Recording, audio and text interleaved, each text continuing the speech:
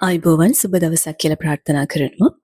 ඉතින් ෆියුචර්ස් ට්‍රේඩ් කරන එහෙම නැත්නම් ලෙවරේජ් එකක් යූස් කරලා ට්‍රේඩ් කරන කෙනෙක් අනිවාර්යයෙන්ම දැනගෙන ඉන්න ඕන එකක් තමයි ඔටෝ ඩී ලෙවරේජින් කියලා කියන්නේ.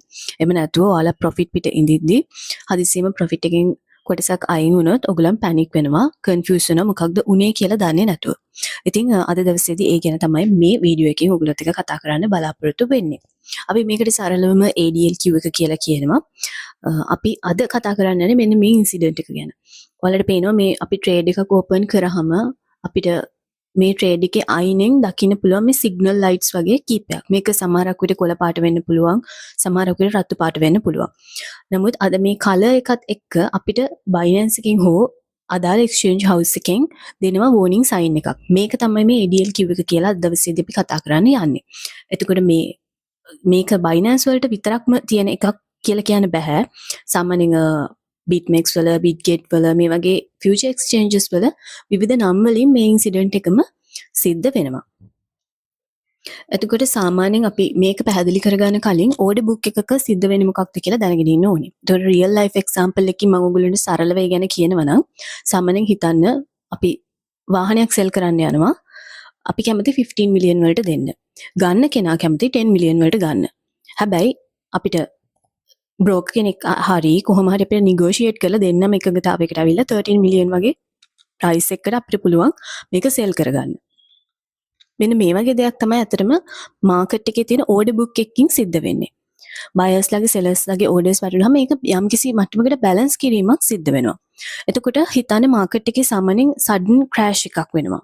එහෙම නැත්නම් මේ වගේ මොකක් හරි market එකේ සිද්ධ වෙන ප්‍රශ්නයක් නිසා මාකට් එකේ ඉන්ෂුරන්ස් ෆන්ඩ් එකට මෙන්න මේක බැලන්ස් කරගන්න බැරි වෙනවා. ඒ කියන්නේ හරියටම කියනවා නම් දැන් කෙනෙක් ලික්විඩේට් වෙනවා. ඒ ලික්විඩේට් වෙද්දී යාගේ සම්පූර්ණ account එකේ තියෙන ඩොලර්ස් 1000යි. නමුත් අර මං කලින් කිව්වා වගේ මේක අර negotiate කරලා price එක middle range එකට අරගත්තී 1500ක් විතර ඕනේ වෙනවා. ඒක close කරගන්න. දාලා තියෙන buy order එකේ හැටියට buy and sell orders දෙක manage කරලා balance කරද්දී 1500ක් ඕනේ මේක liquidate වෙන්න. නමුත් දැන් එයාගේ account එකේ තියෙන්නේ futures account එකේ තියෙන 1000යි. එතකොට ඉතුරු 500 manage කරලා අර liquidate වෙන account එක balance කරන්න Binance එකෙන් හරි අදාළ exchange house එකෙන් හරි insurance fund එකක් කියලා එකක් manage කරගෙන යනවා.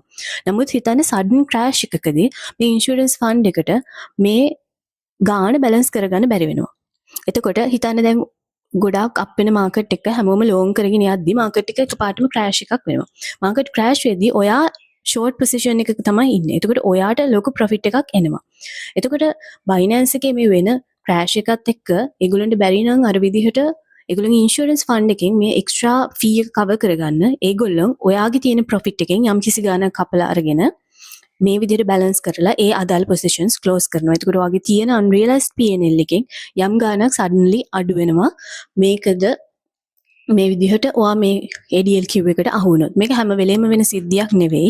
නමුත් මාකට් එකේ ලොකු ක්‍රෑෂ් එකක් යද්දී එහෙම නැත්නම් ওই විදිහට එක එක සංසිද්ධි වෙන්න පුළුවන්. කියන්නේ ඉන්ෂුරන්ස් ෆන්ඩ් එක ඒගොල්ලන්ට බැලන්ස් කරගන්න බැරි වෙද්දී එහෙම නැත්නම් ඕගොල්ලන්ගේ ලෙවරේජ් එකත් එක්ක ඕගොල්ලන්ගේ අන්රියලයිස්ඩ් P&L එක ගොඩක් ලොකු වෙද්දී ওই වගේ දේවල් නිසා ඒගොල්ලන්ට බැලන්ස් කරගන්න බැරි වෙන වෙලාවලට මේ වගේ දෙයක් සිදුවිය හැකි සම්භාවිතාවයක් තියෙනවා. ඒ කියන්නේ මේක possibility එකක්. හැම වෙලේම ලොකු unrealized P&L එකක් තීදි වෙන්නේ නැහැ.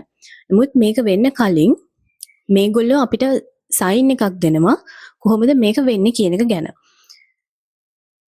එතකොට මෙතනදී ඔයගලන්ට අර මං කිව්ව මේ signal lights වගේ ඔයගලන්ට trade එකක් දැම්මම එහා පැත්තෙන් පේන මෙන්න මේ lights ටික රතු පාටින් පෙන්වනවා නම් ඔයාලා මේ වෙද්දි ඉන්නේ අන්න ඒ කියන අවදානම් කලාපේ. ඒ කියන්නේ හදිසියවත් එහෙම බැලන්ස් කිරීමක් කරන්න වුණොත් ඕගොල්ලන්ගේ ප්‍රොෆිට් එකෙන් යමක් අරගෙන තමයි බැලන්ස් කරන්නේ කියන warning sign එක තමයි මේක රතු පාට වෙලා දෙන්නේ. නමුත් මේක වෙන පාටක් කියන්නේ කොළ පාට කහ orange වුණොත් ලොකු ප්‍රශ්නයක් නැහැ.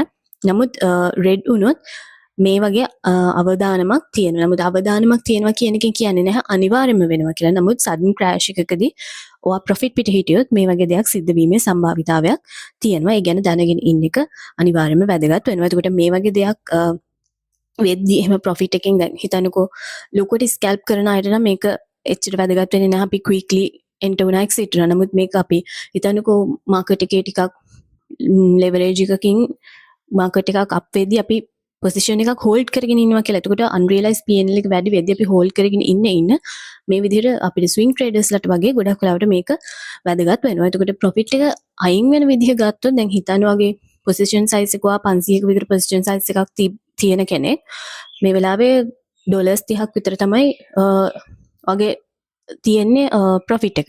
එතකොට බයිනන්ස් එකෙන් 120ක් නම් ADL එක ට්‍රිගර් කරන්න ඕනේ.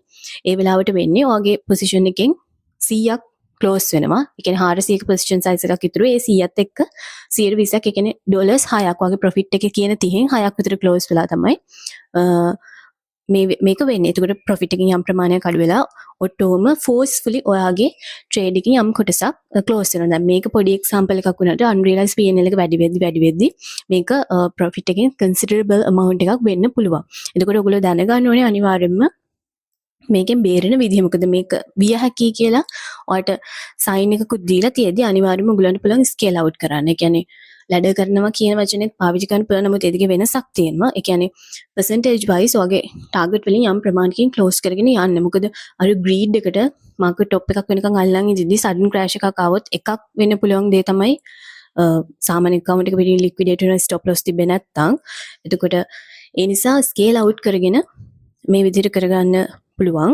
ප්‍රොෆිට් අන්රියලයිස්ඩ් P&L සහන ගොඩකට එකතු වෙලා එනවා නම් ඒ වගේම ඔයාලට සාමාන්‍යයෙන් මේ වගේ දෙයක් අවොයිඩ් කරගද්දී leverage එක අඩු කරගන්න පුළුවන්. ඔයගොල්ලෝගේ leverage එක වැඩි නම් මේක අර මුලින්ම මේ කොයි traders ලාගෙන්ද කැපෙන්නේ කියන අතරට ඔයාව එකතු වෙන්න සම්භාවිතාවයක් තියෙනවා. ඒ වගේම cross margin and isolated margin ගැන මම කතා කරලා තියෙනවා. මේක ටිකක් isolated margin පාවිච්චි කරනවා නම් මේ වගේ risk එකක් ටිකක් අඩු කරගන්න පුළුවන්. නමුත් ඒක ප්‍රැක්ටිකල්ම නැහැ. මොකද මමත් පර්සනලි ක්‍රොස් මාර්ජින් තමයි පාවිච්චි කරන්නේ. නමුත් එහෙමත් කරන්න පුළුවන්. ඒ වගේම අනිවාර්යයෙන්ම මම අර කිව්වා වගේ අන්රියලයිස්ඩ් ප්‍රොෆිට් එක වැඩි නම් ඔයගලන්ට මැනුවලි කොටසක් ක්ලෝස් කරගන්න පුළුවන්. highly volatile coins වල මම හිතන්නේ නැහැ එහෙම ඔයගොල්ලෝ දීර්ඝ කාලීනව අල්ලගෙන ඉන්නවා ඇති කියලා. highly volatile coins තියෙනවා නම් ඒ වගේ දේවල් අවොයිඩ් කරන එක හෝ ඒවා සාමාන්‍යයෙන් ඉක්මනට ප්‍රොෆිට් අරගෙන අයින් වෙන එක තමයි හොඳ. මේ වගේ දෙයක් වෙන්නේ නැති වෙන්න වග බලා ගන්න. ඉතින් මේ විදිහට තමයි ADL කිව් එකක් ඔයා දැනගන්නේ. ඒ කියන්නේ මේක සරලව කියනවා නම් මේක අර බ්‍රෝකර් කෙනෙක්ගේ බ්‍රෝකර් ඇනලොග් එකක් වගේ ඉමර්ජන්සි බැලන්සින් සිස්ටම් එකක්. නමුත් මේක ඒ කියන්නේ ඉන්ෂුරන්ස් ෆන්ඩ් එකක් තියෙන නිසා අනිවාර්යයෙන්ම මේක සිද්ධ වීමක් වෙන්නේ නැහැ. නමුත් හදිස්සි අවස්ථාවක මේ ෆියුචර් මාකට් එක ස්ටේබල් and fair විදිහට තියාගන්න මේ වගේ දෙයක් වෙන්න පුළුවන්.